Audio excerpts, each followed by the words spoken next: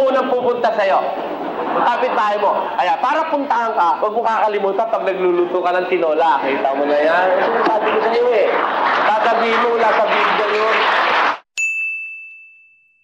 Magandang araw po sa inyong lahat. Sir JR po ng Usap-Usap University, at kung ikaw po ay baguhan, ikaw po ay newcomer, tuloy po kayo sa U3. Ang ating pong ginagawa rito, tayo po ay nagbibigay ng ating reaction in real time habang pinapanood natin ang mga religious discussions, Bible studies, expositions, and for this episode, ang ating pinaka-demanded po talaga na preacher, si Brother Eli po. Sa ating episode ngayon at kung tatalakayin, atin pong bibigyan ng reaction ang isang classic na video ni Brother Eli Soriano ng MCGI. At most of the time, kapag ito po ay classic, luma po, vintage na mga videos, isa lang po ang ibig sabihin, yan po ay nanggaling kay Brother Clark. Kaya, Brother Clark, maraming salamat sa inyo pong permiso na ma-share natin, mabigyan natin ng reaksyon ang mga source videos po na ito. Sa akin pong background sa pag-aanalisa, ako po ay dating university debater mula po sa MSU IIT sa loob po ng 3 taon. Ako rin po ay nagdebate sa ABS-CBN News Channel at ako ay member ng isang international public speaking organization, ang Toastmasters International. At ang working title po ng video na ito pala ay Bayan ng Diyos na Masikap sa Gawang Mabuti. So, our staff chose this because of the current events po. Syempre, ang isang napakataas po na former president, ang pinakamataas po na political position sa Amerika, former President Donald Trump, was assassinated pero hindi naging successful. Natamaan lang siya dito po sa kanya pong right side ng kanyang ear. And of course, it would make us think, why would people make such a thing? And this is also related with our past video reaction po patungkol nga po sa human nature, kung tayo ba isinilang na good or bad, mga ka-U3. So, let us watch this video together. Sabayan niyo po ako. Let's go! Ngayon, itong mga charismatic at mga born again na nagsasabi, wala na raw kailangan magandang mabuting gawa. Paano malalaman nila yung mabuti? They are not even interested in knowing so. Bakit? Hindi na raw kailangan yun. It is not a necessity. Halimbawa, nagluluto ka ng adobo. O, ganito yon. Ang main ingredient ng adobo, suka. Walang adobo, walang suka. Pag walang suka, pinangat ang labas niya. Ang pinaka-main ingredient ng adobo, suka. Inevitable yun. Hindi pwedeng alisin yun. Otherwise, maiiba ang luto mo. Ang Kapampangan, mayroong lutong adobo, nilalagyan nila ng bawang, paminta, laurel, at pagkatapos sibuyas. Alam nyo, yung sibuyas, it is not a necessity for an adobo. Ayan. Pero pwedeng lagyan ng sibuyas. Ang adobong Kapampangan may sibuyas at may konting asukal. Ayun. Ngayon, pwedeng wala yung optional yun, yung asukal at saka yung sibuyas. Kung ikaw ay nag-aaral ng luto, pag sinabing optional, di ka na masyadong interesado ron. Siyempre, yung main ingredients ang aalamin mo. Ganon din naman sa kaligtasan. Hindi na pala kailangan ng mabuting gawa. Aalamin pa ba nung mga charismatic-matic na yun yung mabuti? Hindi na.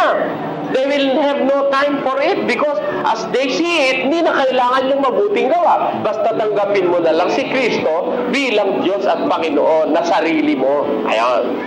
Ayon sa ating paksa, merong bayan na nakakaalam ng mabuti at nagtitiwalang Diyos lamang ang mabuti. Yung bayan na yon na nagsikap nakaalam ng mabuti at nagtitiwalang Diyos lang ang mabuti, yun ang tunay na bayan ng Diyos ayon sa Biblia. Alin yun? Yun ang pag-aralan natin, mga kapatid.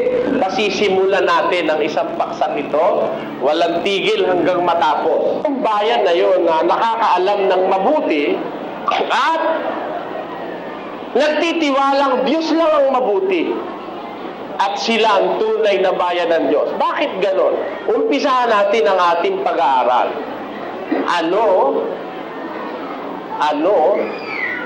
Ganon tayo kung mag-aaral eh. Ang tanong natin, ano, bakit, paano? Yan ang paghanap ng totoo eh. Ano, bakit, paano, alin? Yun ang naghahanap ng totoo. Tatanong ka sa Diyos. Hindi naman kailangan ikaw mag-imbento eh. Tatanungin mo na lang, nandito na. Parang ganito. Gahanap ka. Saan ang bahay ni Mang Pedro? Tatanungin mo sa nakakaalam, saan ang bahay ni Mang Pedro? Ang gagawin nung magtuturo, hindi siya gagawa ng bahay dahil may bahay na si Mang Pedro eh. Tuturo na lang niya ang kamay niya, sabihin niya, ayun ang bahay ni Mang Pedro.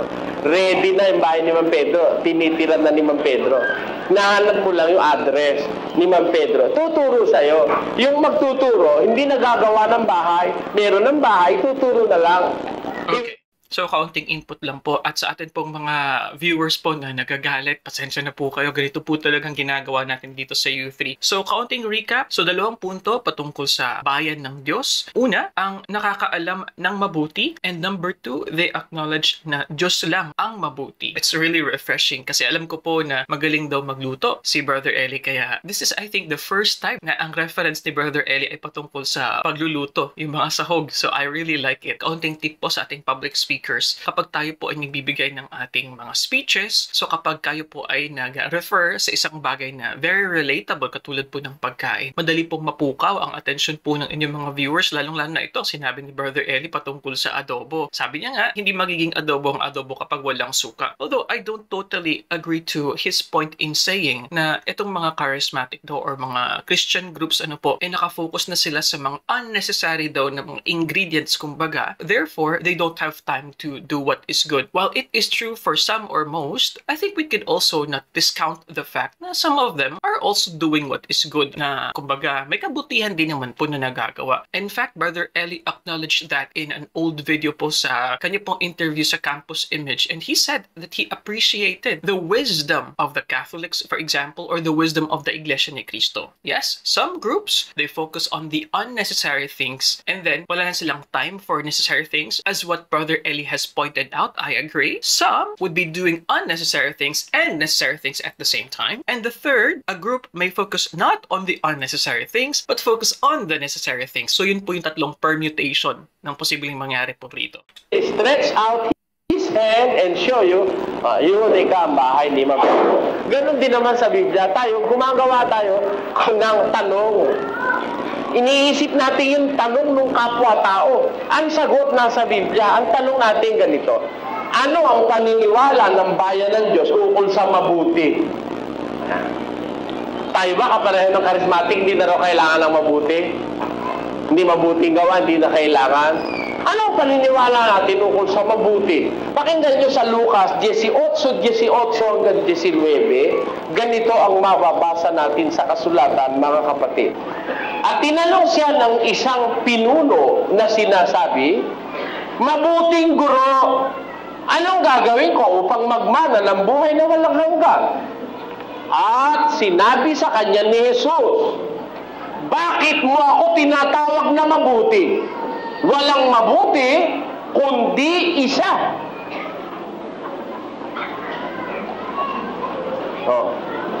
Nagtanong yung pinuno eh. Mabuting guro, ano kailangan ko para ako'y magmana ng walang hanggang buhay? Si Kristo, bago niya sagutin yung tanong, itinuwid niya muna yung paniniwala ng tao. Bakit mo ko tinatawag na mabuti, ha? Walang mabuti kundi isa, ang Diyos lamang. Kumusta paniniwala niyo, mga oneness? Tinawag ng tao, mabuti si Kristo, ayaw siyang pumayag, ang Diyos lang. Ay, kung siya rin yun. Ano yun? O ginagamit yung mga utak niyo, mga oneness na pastor. Ang kausap ng pinuno, si Kristo mismo. Sabi mo, si Kristo, yun ang Ama, yung pa rin ng anak. Siya rin yung nasa langit nung una. Nagkatawang tao lang. At tanong ng tao sa kay Kristo, mabuting guro, anong kailangan kong gawin para magmala ko ng buhay na walang hanggan? Ang sagot ni Kristo, bakit mo ko tinatawag na mabuti? Walang mabuti, kundi isa, ang Diyos lang. Eh, siya rin pala yun.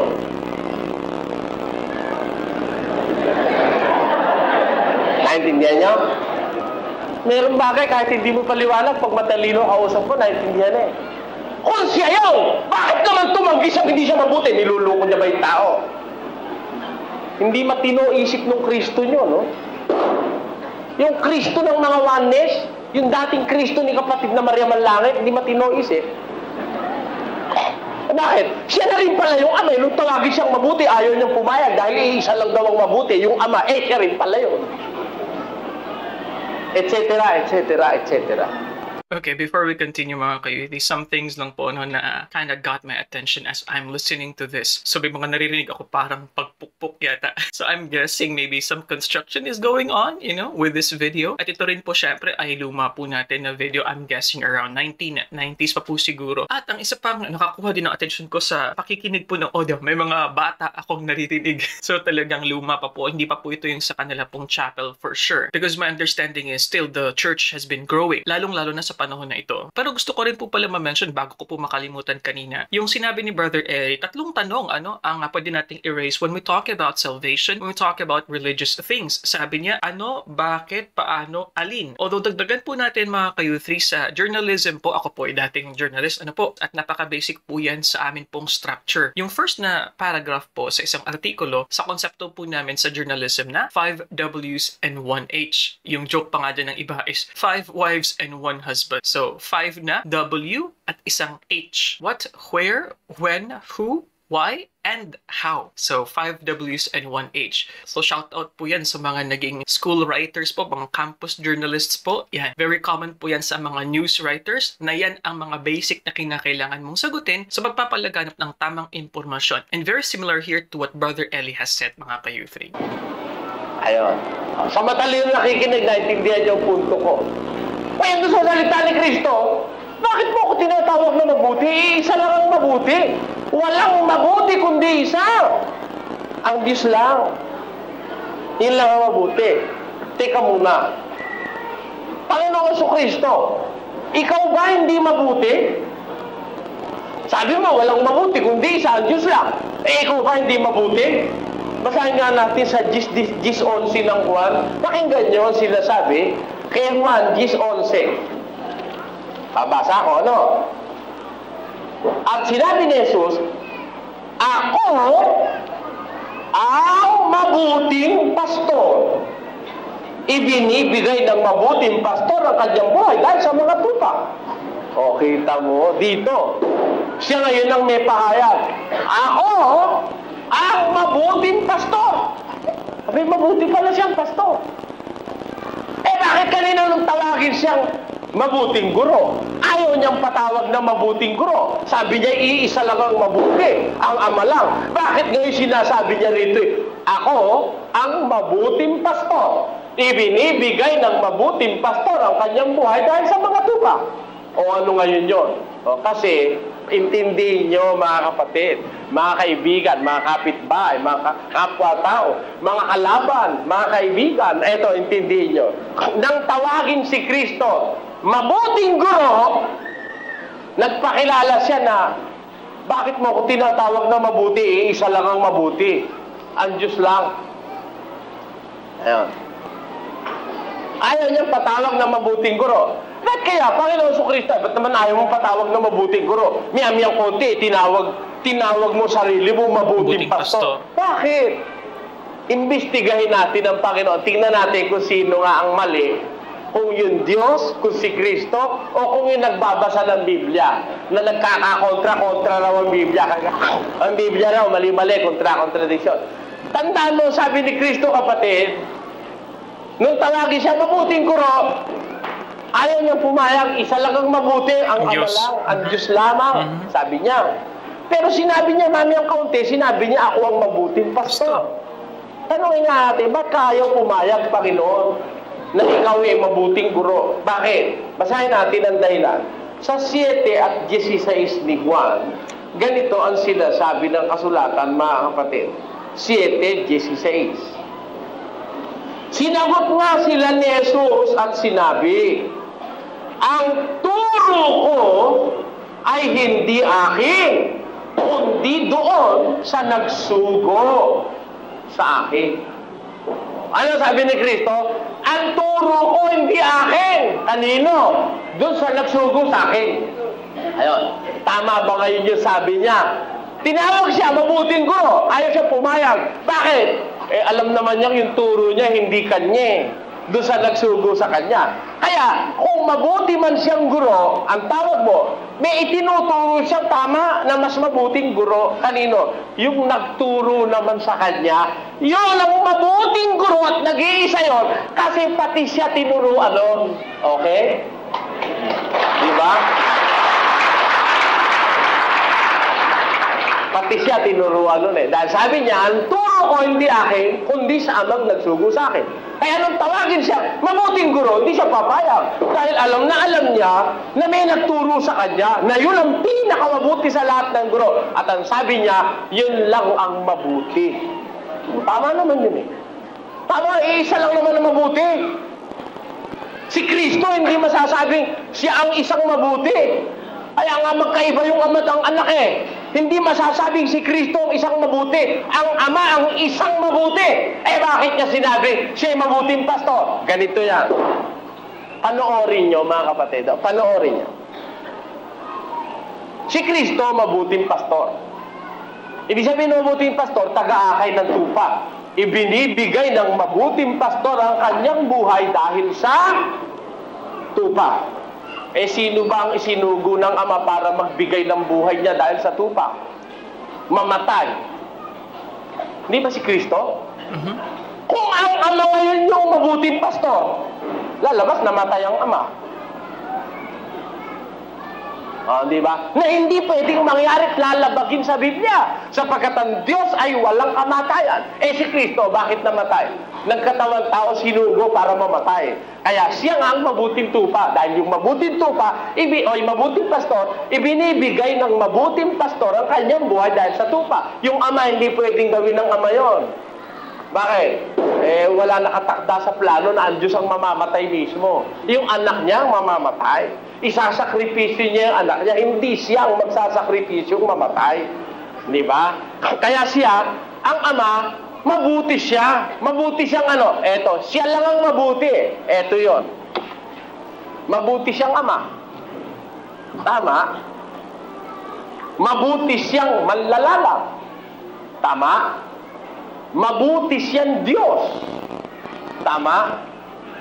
O, kay Kristo ba, i-apply mo yung mabuti siyang ama? Hindi pwede.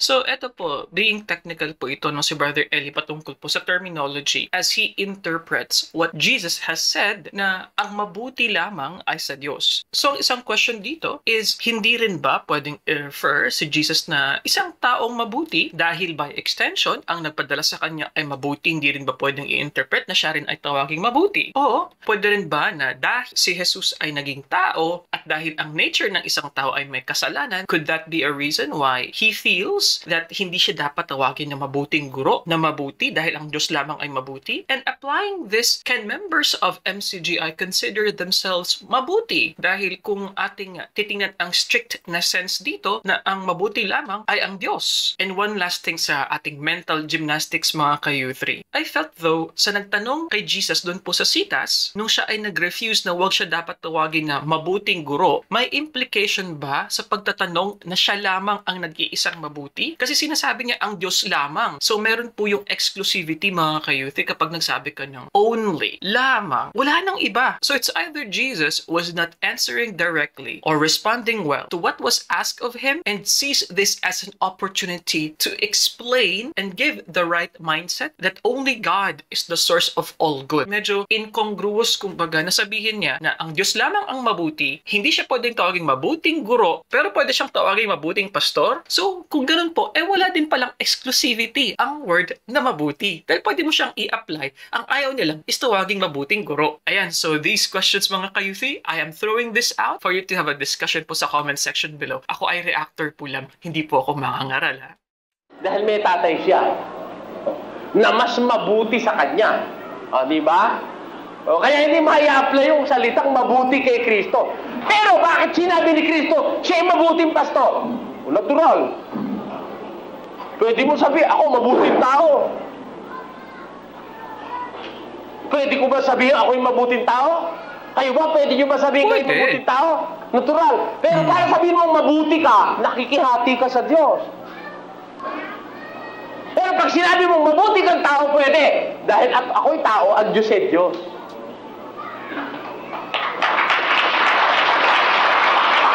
Nakukuha niyo ang punto. Punto, mga kapatid. Halimbawa, sabihin mo, ako'y mabuting ina. Pwede. Hindi mo inaagawan ng Diyos dahil ang Diyos ay hindi ina. Naintindihan nyo? Yung adjective na mabuti, magagamit yun in different places, in different circumstances. Pero pag hindi mo dudugtungan at gagawin mong noun yung mabuti, it cannot serve your purpose. Naintindihan nyo? Ang paggamit ng mabuti ron, walang mabuti kundi isa, ang Diyos lamang. Yung mabuti na yon noun. Pero yung mabuti, if you are going to use it as an adjective, pwede. Mabuting kapitbahay. As mentioned po sa citas kanina, ang pag-refuse ni Jesus Christ, it's the use also of the adjective as to the noun guro. Mabuting guro. The word mabuti there is not a noun, it's an adjective. So an adjective describes the noun. But we see the bottom line, mga ka-U3. Yung konsepto ng kabutihan, yan yung pangalan, yan yung noun. So hindi mo siya pwedeng ma-apply sa human being. Yun ang punto dito ni Brother Eli. In fact, ang salitang mabuti itself is not even a noun. It's an adjective, good. So sa English, you can use actually an adjective and make it a noun by putting the word the in with the good. Then this would mean it is noun na. Hindi na siya adjective. Ay, medyo technical tayo sa syntax at saka sa grammar. Hindi mo inaagawan ng Diyos. Pero pagka sinabi mong mabuti lang, walang kapitbahay, ikaw mabuti ka, labag yon. Lalabagin mo, sinabing aral ni Kristo na iisa lang ang mabuti. Ang Diyos lamang. Kaya huwag niyong gagamitin kailanman, mga kapatid, yung salitang mabuti sa isang hindi espesipikadong pamamaraan. Halimbawa, sinabi ko, mabuti kang anak. Ayun, okay yun. Mabuti kang kapitbahay. Ayun, okay yun. Mabuti kang asawa. Yan, okay yan. Pero pag sinabi ko, mabuti ka, mali. Iisa lang ang mabuti, ang Diyos lamang. Nakuha niyo, mga kapatid? Sino nakakuha? Okay, so I think it's very clear, mga ka-U3. Well, yung word na mabuti, it's not a noun. It's an adjective. So I think it could have been phrased better here by Brother Eli. I think it could have just said, kapag gumamit kayo ng mabuti, yung adjective, wag nyo nang dagdagan ng noun. Reserbado yun para sa Diyos. Kapag nilagyan nyo ng noun, ayan, pwede natin gamitin yun na pantukoy sa ating mga tao. Mabuting ina, mabuting anak, I think that could be a better phrasing. Ni Kristo, wag mo kung tawagin mabuti, isa lang ang mabuti, ang Ama lang, ang Diyos lang ang mabuti. Pero ako, mabuti akong pastor. Pwede itawag kay Kristo, mabuti siyang pastor. Talaga naman siyang pastor, ginawa siyang pastor nung kanyang ama. Pero tawagin siyang mabuti, iisa lang ang kinalalagyan nun. Ang Ama lang. Si Kristo ay anak, iisang mabuting Ama. Iisang mabuti. Pati si Kristo sakop nung kanyang ama. Ang katunayan, pakinggan nyo sa 14:28 ni Juan, ganito ang ating mababasa, mga kapatid. Narinig ninyo kung paanong sinabi ko sa inyo, papanaw ako, at paririto ako sa inyo.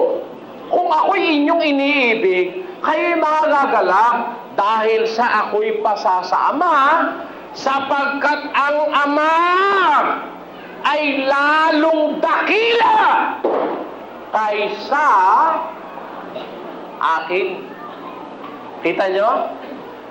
Ako'y pasasama sapagkat ang Ama lalong dakila kaysa akin. Abe, siya rin pala yung Ama, sabi ng mga oneness. Ano yan, nililigaw ka ni Kristo mo? Siya na rin pala yung Ama. Sasabihin pa niya, lalong dakila ang Ama. Sasabihin pa niya, walang mabuti kundi yung isa lang na yun.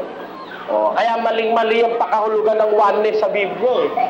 Mali yan. Magsisi na kayo, mga pastor ng demonyo. Mga manluluko. Hindi nyo inuunawa yung salita eh. Unawa yung salita. Magkaiba yung sila kay magsisi-inom ng lason. Kaysa doon sa makakainom. Pagka uminom ka, sinadya mo, tinutokso mo ang Diyos. Kaya sabi ni Satanas kay Kristo, kung ikaw anak ng Diyos, magpatihulog ka. Sabi naman niya, aalalayan ka niya, di magpatihulog ka. Sagot ni Kristo, nasusulat, huwag mong tutuksoin ang Panginoon mong Diyos. Bakit? Panunokso sa Diyos yung magpatihulog ka. Hindi baling mahulog ka, huwag kang magpapatihulog sapagkat tinutukso mo ang Diyos. Ayun, naintindihan nyo? Iba yung nagpatihulog kaysa sa nahulog. Iba yung uminom kaysa sa inom. Ayun. Yun ang dapat natin makita. Ngayon, yung mga pastor, lalo na yung mga hindi nakakaintindi ng Tagalog, awa-awa miyembro, no, mga kapatid, bakit hindi kinukuha yung unawa sa salita? Hindi nila kumbaga sa isang scientifico, hindi nila dinidecipher yung kanilang subject. I-decipher mo to know the inner part of an object. Kailangan i-decipher mo. Okay. Ito, very technical lang tayo sa words, ha? So, ang tinutukoy po dito ni Brother L, hindi po decipher, kundi dissect. Yung pag-open up po para malaman mo kung ano yung mga internal organs, yan po ay dissection. Decipher po is yung pagbibigay ng interpretasyon sa isang code. Ayun po meaning ng decipher. So, most likely, what he means here is the word dissect. Amin mo ano na sa loob. Tignan mo isa-isa. Ganon. Sabi ni Kristo, walang mabuti kundi ang Ama lang, ang Diyos lang. Tama. Wala naman talagang mabuti. Siya lang ang mabuti. Pero si Kristo, pwedeng tawaging mabuting pastor. Gaya ko rin naman, pwede akong sabihin mabuting anak, o mabuting uncle, o kaya'y mabuting mangangaral, pwede. Pero sabihin, ako'y mabuti, tutol ako. Isa lang ang mabuti. Ang Diyos lamang. Naintindihan nyo sana ang bagay na yan. Ngayon, yan ang ating paniniwala. Isa lang ang mabuti. Pero, paano nagiging bayan ng Diyos ang isang samahan ng mga tao? Malayo yung tanong, ano? Malayo yung tanong. Isa lang ang mabuti, ang Diyos lang. Paano nagiging bayan ng Diyos ang isang samahan ng tao? Alamin natin. Babasa tayo sa Tito 2:14. Ganito, 1:14. Ganito ang sinasabi ng kasulatan. Pakinggan nyo sa Tito 1:14.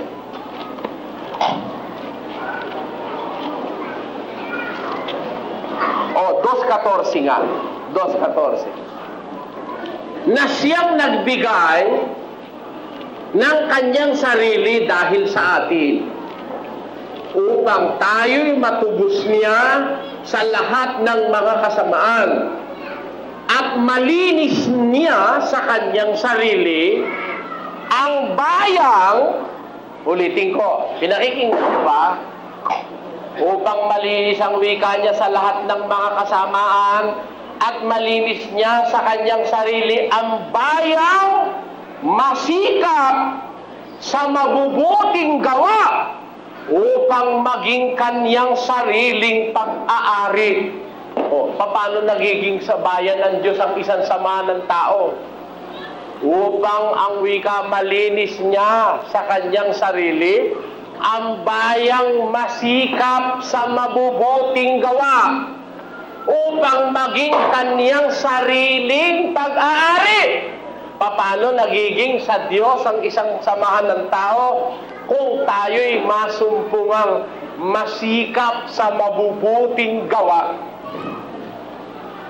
Kailangan pala para tayo maging sa Diyos masikap tayo sa mabubuting gawa. Ulitin natin.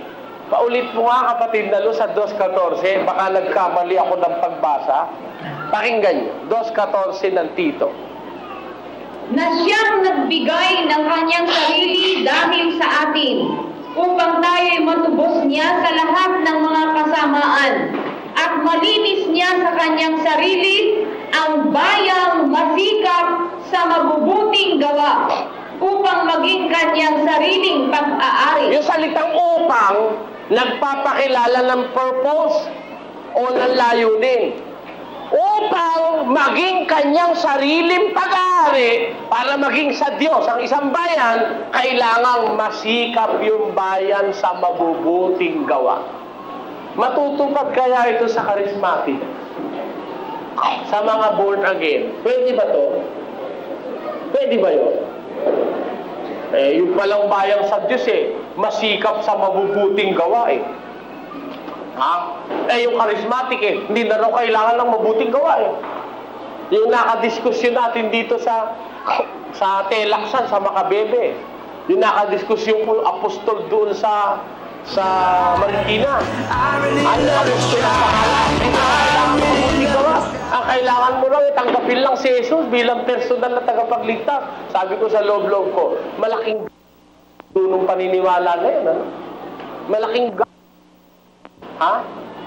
malaking manluloko, dambuhalang sinungaling. Ano pa tatawag natin? Yun ang pinanggalingan ng turo na yun. Sabi sa Biblia, ang bayang masikap sa mabubuting gawa upang kanyang maging sariling pag-aari. Ang bayang pag-aari ng Diyos, yung bayang sa Diyos, yung masikap sa mabubuting gawa. Kalinsabay nung kanilang paniniwalang isa lamang ang mabuti, pero nagsisikap sila sa mabubuting gawa. Nakuha nyo? Bagaman may paniniwala silang isa lamang ang mabuti, kalinsabay nung paniwala nilang isa lang ang mabuti, nagsisikap sila sa mabubuting gawa. Paano sila nakakapagmantini ng mabubuting gawa sa kanilang buhay? Pakinggan nyo sa isang talata ng ikalawang Timoteo sa 3 at 17. Babasahin natin ang talata. Ganito po ang sinasabi. Upang ang tao ng Diyos ay maging sakdal, tinuro ang lubos sa lahat ng mga gawang mabuti. Uulitin ko, mga born again daw kayo. Sabi nyo, kaya nilalagyan ko ng daw, di ako naniniwala O ano sabi ng Biblia sa inyo? Babasahin ko. Upang ang tao ng Diyos ay maging sakdal, tinuro ang lubos sa lahat ng mga gawang mabuti. Alam ba nila mabuti? Alam nila? Alam ba? Allah. Tinuro ang lubos sa lahat ng gawang mabuti yung tao ng Diyos Kaya yung lalaki ng Diyos, yung babae ng Diyos, yung dalagang sa Diyos, yung binatang sa Diyos, yung batang sa Diyos, tinuro ang lubos sa lahat ng mga gawang mabuti. Pag tinuro ang lubos sa lahat ng gawang mabuti, walang mabuting hindi nila alam. Okay?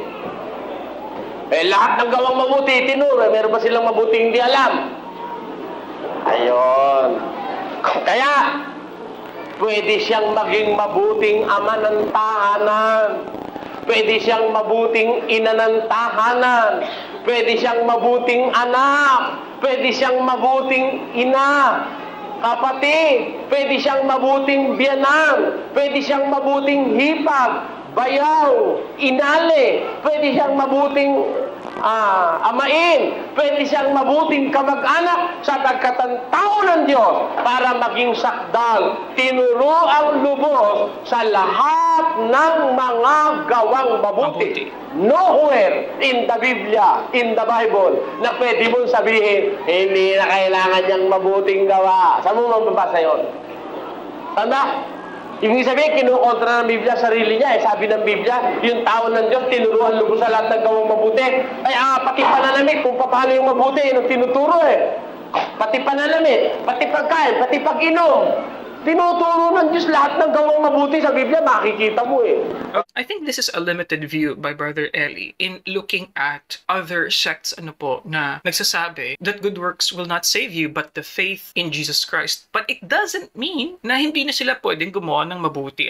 I think that's the limited way of looking at it. Maybe there are some sects indeed that would say na kapag anib ka na sa aming relihiyon, saved ka na. Pwedeng ganon. May mga ganon po siguro for sure. But like what I said, I think it's a very limited way if you are just saying na itong ibang mga sekta naman ay talagang doon lang na kapag may faith ka na, pwede ka na maging masama. I don't think that's the way because of course, having Jesus as our role model, hindi naman naging masamang tao si Jesus Christ. So it is logical that they may also do some nice things, quote unquote, or some kind things, or gentle things. Hindi naman porke na importante yung faith and belief in Jesus Christ, you will be saved, hindi na sila magiging mabuting tao o dinidisregard na nila ang kabutihan. Magpakita nga kayo sa akin ng mabuting gawa wala sa Biblia. Sabihin mo sa akin ng mabuting gawa, babasahin ko sa Biblia. Mabuti ba yung kapitbahay mo, bigyan mo ng isang tasang tinola? Mabuti ba yun? Sige, tanong ko sa inyo. Yung kapitbahay mo nahihirapan, bigyan mo isang tasang tinola, mabuti ba o hindi? Mabuti. O, sa Biblia ba may tinola? Sino sabi sa inyo walang tinola sa Biblia?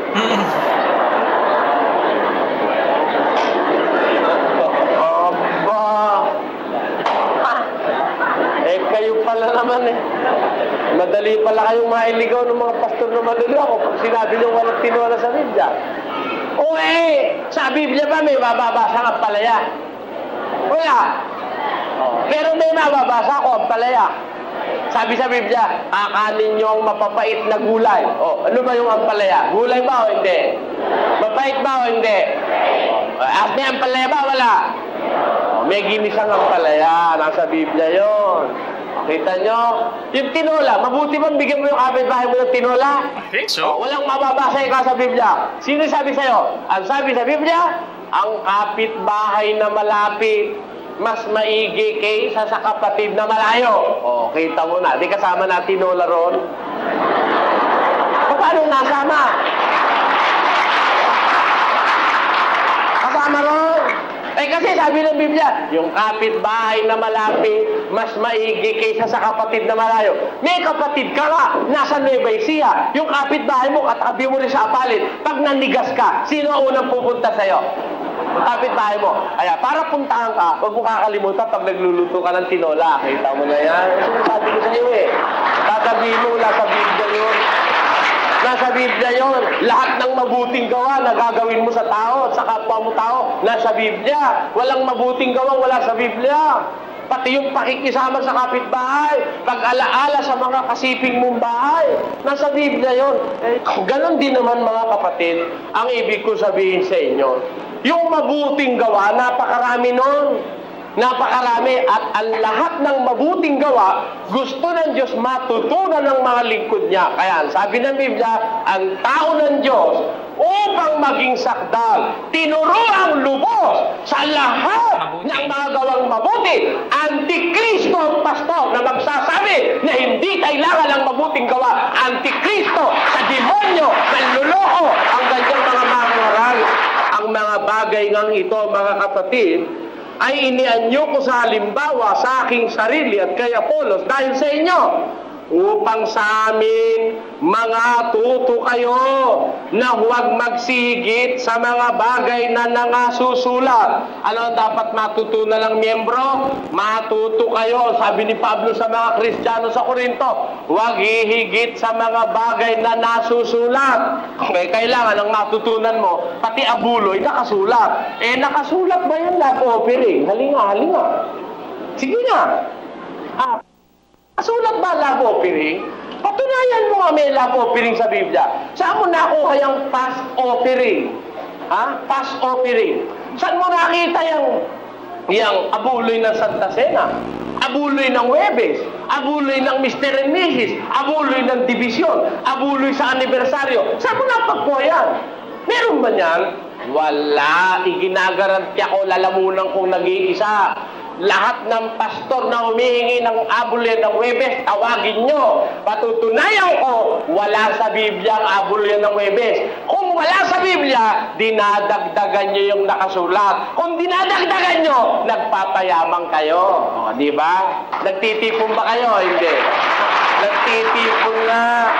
Bawal ni Kristo yan. Pero halimbawa, tapat kang nangangaral na salita ng Diyos, biglang-bigla na lang pinayamang ka ng Diyos. Aba, iba yun. Kaya itong mga ito nakikinig uli-uli, pagpapalag kayo, mga pastor ng matik-matik, pagpapalag kayo, unawain niyo sinasabi ko. Bakit ikaw pwede? Masama ba kayo yumaman? Hindi ka, masama. Talaga naman hindi naman masama yumaman Ang masama na sinasabi ko, masamang magpayaman ang pastor. Pero yumaman, hindi masama. Kami ngayon mayayaman Dito, hindi lang ako mayaman. Pati lahat ng miyembro rito, yung mga mayayaman, lahat pakinggan nyo sa isang talata. Sa isang talata ng unang Korinto, babasahin ko po ang Kapitulo 1 at ang versikulo 4. Pakinggan nyo. Dito, lahat po kami mayayaman. Eto, babasahin ko. Nagpapasalamat ako lagi sa aking Diyos tungkol sa inyo. Dahil sa biyaya ng Diyos na ipinagkaloob sa inyo sa pamamagitan ni Kristo Jesus, na kayo, sabi sa mga Kristiyano, kayo ay pinayaman sa Kanya. Mayaman ba? Mayaman. Ulitin natin. Nagpapasalamat ako lagi sa aking Diyos tungkol sa inyo dahil sa biyaya ng Diyos na ipinagkaloob sa inyo sa pamamagitan ni Kristo Jesus, na kayo ay pinayaman sa Kanya sa lahat ng mga bagay, sa lahat ng pananalita, at sa lahat ng kaalaman. Mayaman ba, Kristiyano? Mayaman. Anong klaseng kayamanan? Sa lahat ng pananalita at sa lahat ng kaalaman. Hindi sinabing sa lahat ng pag-aari. Hindi. Kaya kami, mayayaman. Binasa mo sa Biblia. Kung ikaw ay tapat sa Diyos, payayamanin ka. Tama. Pinayayaman ng Kristiyano. O ngayon, ang tanong, ang usapay ganito. Binasa mo yun sa Biblia. Ang basa ganito. Ang bahay ng mayama, ng matuwid na tao, napupuno ng kayamanan. Ang bahay ng masama, napupuno ng kabagabagan. Ayun. Aba nung mabasa. Ayan, masama ba kayo maman, mga kapatid? Sabi ka ng Biblia, ang bahay ng mapid na pupuno ng kayamanan. Tama yun. Mali lang ang kukote mo nung maintindihan mo, mali. Bakit? Akala mo, yung bahay ng matuwid na pupuno ng kayamanan, ang kahulugan ng napupuno ng kayamanan ay kayamanan literal. Mali! Mali! Ang bahay ng matuwid, napupuno ng kayamanan, sabi ng Diyos. Tanungin mo sa Diyos, Diyos, ano ang kayamanan yon? Ha? Bakit? Yun ang mga matutuwid mong lingkod, pati si Maria at si Jose, mahirap. Hindi punong-puno ng kayamanan ng bahay, ng mga ginto, ng mga alahas, hindi ganon. Hindi punong-puno. Otherwise, matuwid ka pala. Puno na ang kayamanan ng iyong bahay. Bakit nanghihingi ka pa ng labo o piring? Ha? Ba't nanghihingi ka pa ng labo o piring? Puno na pala ng kayamanan yung bahay mo. Lalabas, swapang ka. Di ba?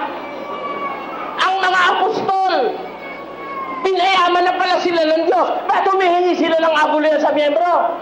Mayaman na pala sila. Alam mo ako, pag akong mayaman at punong-puno ang bahay ko ng kayamanan, huwag kayong mag-aabulin, mga kapatid. Stop!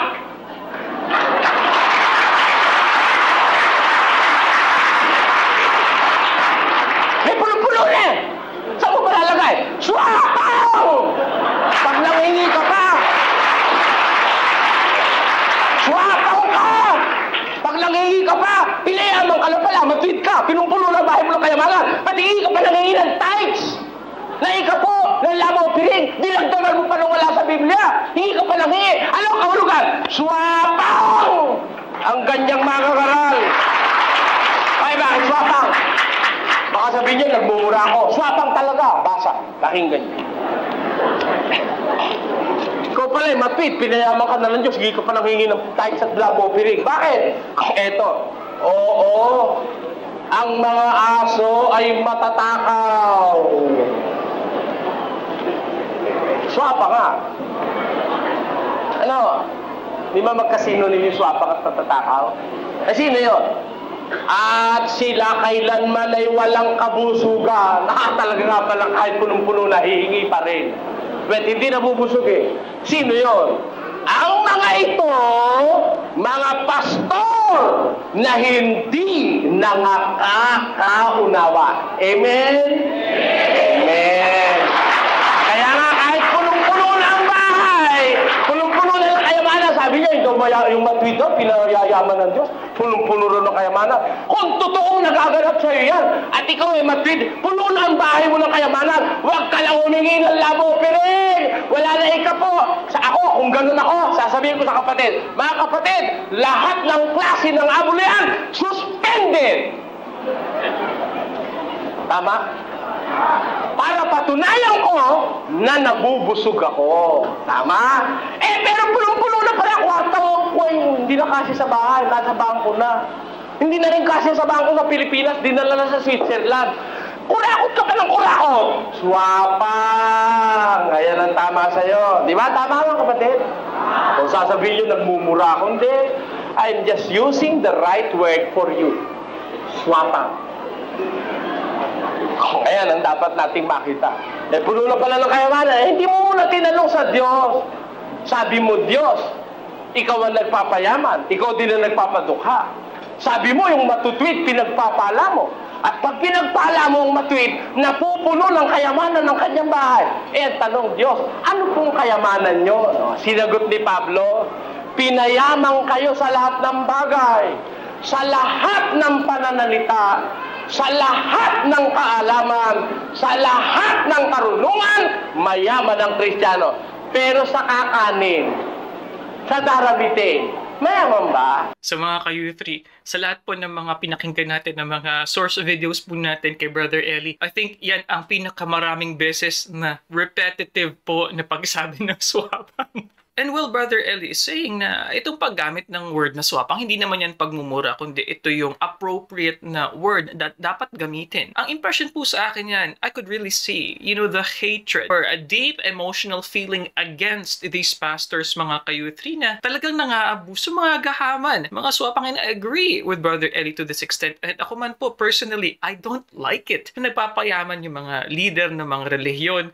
Ay nako, well, it is okay na syempre meron silang mga kaunting luxuries in life, but I honestly think showing it off to the public especially, it leaves a bad taste to the mouth, kumbaga. Kasi ang masang Pilipino ay hindi naman mayaman in general, tapos we see these pastors, we see these leaders na sobrang dami ang kanilang pera and questionable yung growth ng kanilang mga net worth. Kung naging public servant sila, andaling matrace. Kaya nga pong iba, para maging mayaman, mag-establish ng religion dahil hindi naman tinitrace yung mga net worth ng mga taong ito eh. Hindi naman po tinitrace ng ating gobyerno, wala pong obligasyon na alamin kung nagiging mayaman, nagiging mataas yung net worth ng isang pastor o isang leader.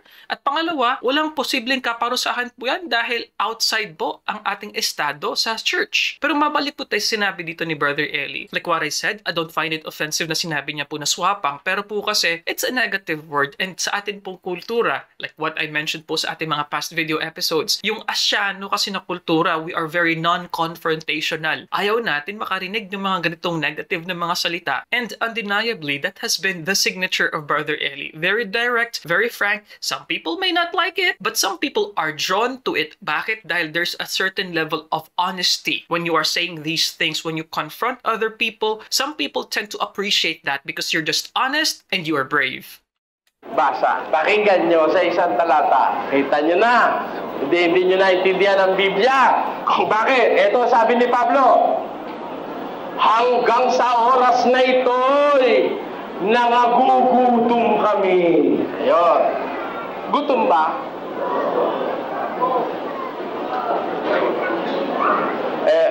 Maaari, pagka sinabi mong ito, mayayaman na, marahil laman ng pigitin, nagugutom, sira na lang ang ulo.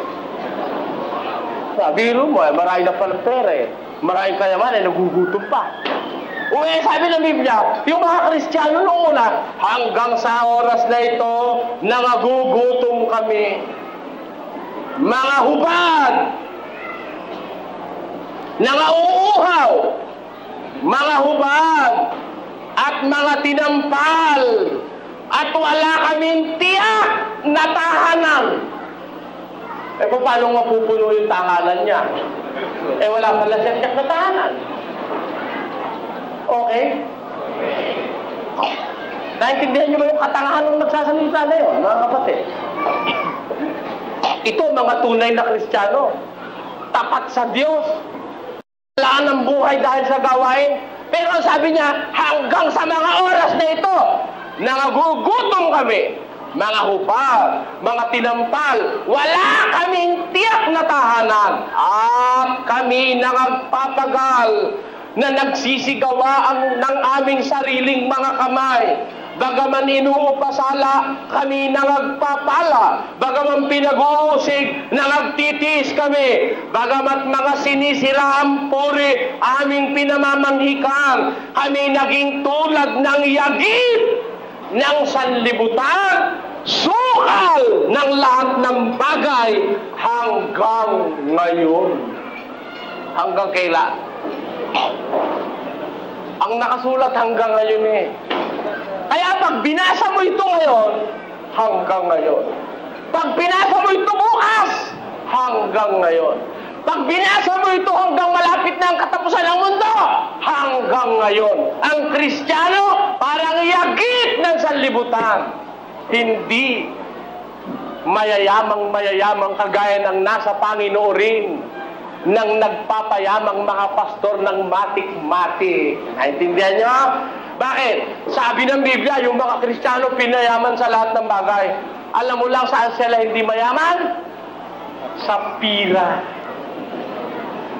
Sa lahat ng bagay mayaman sila. Hindi lang sila mayaman sa pera. Magkapera man sila, ang kanilang pera halos wala ng tao. Ayun. Yun. Ganyan ang Kristiyano. Ang katunayan, basa 24. At pagdating nila sa Capernaum, nagsilapit kay Pedro ang mga maniningil ng kalahating siklo at nagsabi, hindi baga pinagbabayaran ng inyong guro ang kalahating siklo? Iyan ang tanong ng maniningil ng buwis kay Pedro. Yung bang guro niya hindi nagbabayad ng kalahating siklo? Ano ang sagot? Tuloy natin. Sinabi niya, oo. At nang pumasok siya sa bahay, pinangunahan siya ni Jesus na nagsasabi, ano akala mo, Simon? Ang mga hari sa lupa, kanino baga sila naniningil ng kabayaran ng buwis? Sa kanilang mga anak baga o sa nangaiiba? At nang sabihin niya, sa nangaiiba, sinabi sa kanya ni Jesus, kung gayo'y hindi nangagbabayad ang mga anak. Ayan. Hindi ka mga hari sa lupa. Sino ba sinisingil nun ng buwis? Ang sinisingil ba ng buwis nun, yung mga anak nila o yung iba? Ang sagot ni Pedro, sa mga iba, Panginoon. Kung gayon, yun kang mga anak, hindi yun ang nagbabayad ng buwis. Ano nangyari? Tulad. Dadapwat, baka atisuran tayo nila, pumarong ka sa dagat, ihulog mo ang kawil, at kunin mo ang unang isdang lumitaw. At pagka naibuka mo na ang kanyang bibig, ay masusumpungan mo ang isang siklo. Kunin mo, ibigay mo sa kanila sa ganang akin at iyo. Makita mo. Si Kristo ba mayaman? Mayaman. Ang Kristiyano matuwid, pinayaman lalo na si Kristo, mayaman yun. May pera ba? Aba, sinisigil nung kalahating siklong buwis Pedro, punta ka doon sa dagat, dali mo kawil Yung unang isdang kakagat, buka mo bunganga, may isang siklo ron. Bayad mo para sa akin at sa'yo. Sabi ni Pedro, Panginoon, pinayaman na kami ng Diyos, hindi na ako kailangan pumunta sa dagat. Marami ko rito. Ako na bahala sa'yo, Panginoon. Ganun ba sagot ni Pedro? Hindi. Ang ginawa nga ni Pedro, pumunta ka sa dagat. Bakit? Kahit isang siklo, si Kristo at si Pedro pareho wala doon sa pagkakataon na yun. Marami bang pera? Kaya bang bumili ng 700 million? Hindi. Bakit? Wala kasing abulin na kung ano-ano wala sa Biblia Kaya pag sinabi, yung Kristiyano pinayayaman ng Diyos, tama, pero talong, saan pinayayaman? Sa katakot-takot na kayamanan sa lupa? No, sabi ng Diyos, huwag kayong magtitipon ng kayamanan sa lupa. Kaya yung Biblia, mga kapatid, pag hindi mo ito unawain alam mo, pupunta ka sa Misericordia, ang bagsak mo, Quiapo Papunta sa Divisoria, napunta sa underpass ng Quiapo. Bakit? Nagbabasa lang hindi iniintindi binabasa Tumututol sa sinabi ko, hindi naman iniintindi sinabi ko Sabi ko, bawal ng Diyos ang mangangaral niya magpayaman. Pinayayaman lang Diyos. Pinayayaman nga. Ang mga Kristiyano, pinayayaman. Saan mayaman? Sa pera? Kung mayaman sa pera ang Kristiyano, tama sila, sabi mo. Bakit si Pedro? Bakit si Kristo? Wala kahit isang siklo. Sila ba yung mga tarantado? Sila ba hindi tapat dahil kahit 5 wala sila? Yung mga kaulong ganon? Oh, pinagpapala pala ang mga nagtatapat sa Diyos. Bakit ang mga apostol walang kayamanan? Ibig sabihin, hindi pinagpala. Namatay ng mahihirap ang mga apostol. Walang monumento. Eh kung mayayaman yan, kagaya nyo, nagpayaman kayo, sakay lang makapagtayo ng monumento yan. Maaari sabihin nyo, ay nagtayo kana, wala na. De, kung nagtayo sila ng monumento dahil kay yayaman nila at kay dadakila, ha? Eh dadatnan mo pa ngayon nyo, yung Pyramids of Egypt, dadatnan pa natin hanggang ngayon Di ba? Eh nauna yung Pyramids of Egypt kaysa sa mga apostol. The Pyramids of Egypt is estimated to be as old as 3,600 years old. Yung isang pyramid of Egypt. Eh, kung si Kristo at mga apostol na yumaman ng katakot-takot na kayamanan, nagpatayo ng malalaking templo at ng mga katedral. Eh, tatatnan mo, kahit gibana, at least nandun pa. Parang yung Pantheon. Ano? Pantheon. Yung nasa sa Greece, yung ruins na. Oo. Di ba hanggang ngayon yung mga pillars ng Pantheon na yun andun pa rin? Yep. Bagaman yun pagkatanda-tanda na, that is a living witness. Yung pyramids, that is a living witness that yung architecture nila noon, nakararating hanggang sa ating panahon. Nakikita mo, kagaya lang ng mga fossils. Bagaman walang nababasa sa Biblia, dinosaurs. Yung mga dinosaurs, walang nababasa nun sa Biblia, letra por letra, pero kasama sa Biblia yon. Ang katunayan, kasama yon, meron dinosaurs, fossilized dinosaurs, na natagpuan ang archaeology sa ating panahon na ipakitang once upon a time, there lived on this earth big creatures called dinosaurs. Kahit na wala sa Biblia, letra por letra, talagang meron. Dinosaurus. Na ang ibig sabihin, kakilakilabot na mga bayawak. O, di ba? Meron nun sa isang panahon. Ganon din naman. Kung ang mga apostol, si Kristo, pinayaman talaga ng kayamanang literal at material, mayayaman ang mga unang Kristiyano, makakakita ka pa ngayon ng community ng mayayamang Kristiyano, kahit na yan mga gibana, makikita mo at least ang traces niyan. Pero, walang traces na si Kristo'y nagtayo nagpagkalalaking mga tabernakulo at mga templo at mga katedral, kinuha sa tao, kinuha sa abuloy, pagkatapos yumaman at siya ngayon ay kayaman-yaman, mahirap mo nang i-approach, hindi mo makausap dahil mayamang-mayaman na. Meron bang ganyan nangyari sa panahon ni Kristo? Wala. Hindi sila nagpayaman sa relihiyon. Hindi po ako tutol na yumaman ang isang tao, wag sa relihiyon. Wag. Kung pinayaman ka ng Diyos, abay mainam. Pero nagpayaman ka, kumuha ka ng abuloy na wala sa Biblia, labag sa Diyos yan. Kaya alam nyo yung mabuting gawa. Hindi tayo dapat magkulang dyan, mga kapatid. Alam nyo kung bakit hindi tayo dapat magkulang ng mabuting gawa? Kasi ang bayang ng Diyos, para ang isang samahan ng tao maging sa Diyos, natawag na talagang bayan ng Diyos. Ang sabi sa Biblia, ang bayang masikap sa mabubuting gawa upang kanyang maging sariling pag-aari. Ayan. Paano tayo magiging masikap sa mabuting gawa? Ang mga tao ng Diyos upang maging sakdal, tinuro ang lubos sa lahat ng mga gawang mabuti. Okay, so dyan na naman po nagtatapos mga ka-youth yung ating episode ngayon. So ano pong masasabi nyo? At sa mga fans po ng MCGI, fans po ni Brother Eli Soriano, bitin.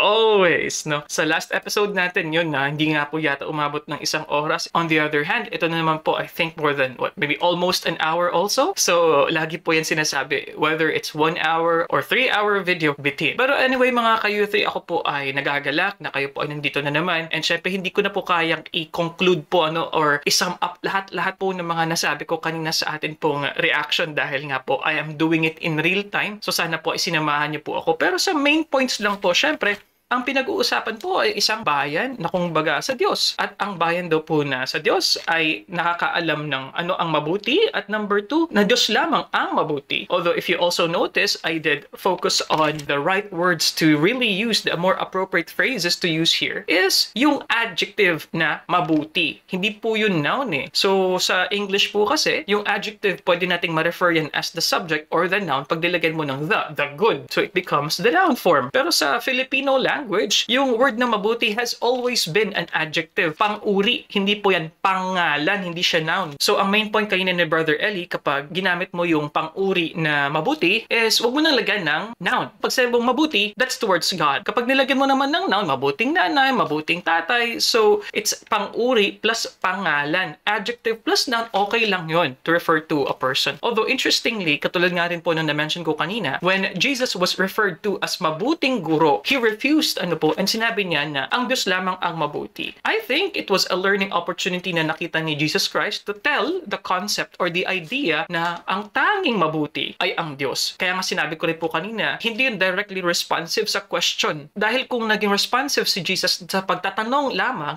sa paggamit ng mabuting guro, edi sana sinabi niya na lang na, hindi ako mabuting guro. Ang mabuting guro ay Diyos. Dapat ganun na lang na diretsahan yung kanyang pagsagot. Pero I think, as it is with a lot of other verses in the Bible as to the communication style of Jesus, si Jesus kasi meron siyang paraan ng pagsasalita na hindi minsan diretso. Bilang isang sugo, he is saying concepts na hindi lamang directly related sa actual na pagtatanong. Ano po? So, na-mention ko rin nga po kanina by extension, pwede naman din po sigurong i-refer si Jesus Christ na isang mabuting guro in the context dahil siya rin ay guro at siya ay mabuti. Pero it doesn't mean na siya ang kabutihan. So, that's the noun form, kabutihan. Yan po yung pangalan. Pero enough na po sa Filipino grammar.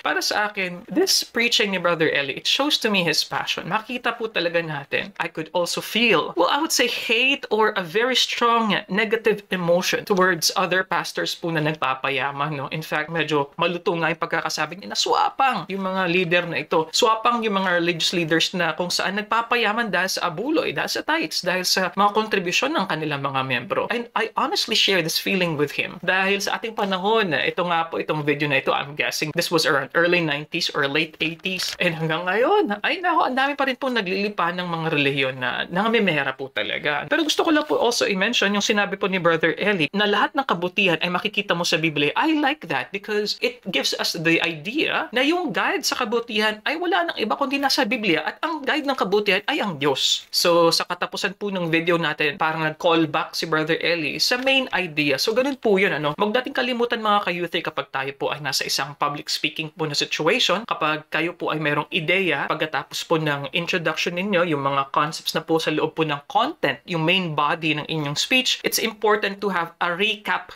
para po sa conclusion ninyo. So yun po yung ginawa ni Brother Eli sa structure po ng kanyang speech. So kayo po mga ka-youth, ano po masasabi niyo sa preaching na ito? As always po, we really like it pag naging interactive po yung atin pong comment section dahil it's a good point for discussion. Tandaan niyo po, maliban pa po sa amin na binabasa po lahat po ng inyong mga message, yung iba po mga viewers nakakabasa din po ng mga komento ninyo at natututo sa mga tao po na nagsusuri, sa mga tao po na nag-aaral po patungkol po sa Biblia. Malaki po ang tulong ng inyo po mga komento dyan po sa ating comment section. And as always, if you like these kinds of contents mga ka-youthy, please don't forget to subscribe. Ayan, click nyo yung subscribe button dyan. Libre po yan ha. At hindi po kami kumikita dyan. And also you can click this video here and also this playlist here. And I'll see you guys next time. Peace. Bye-bye.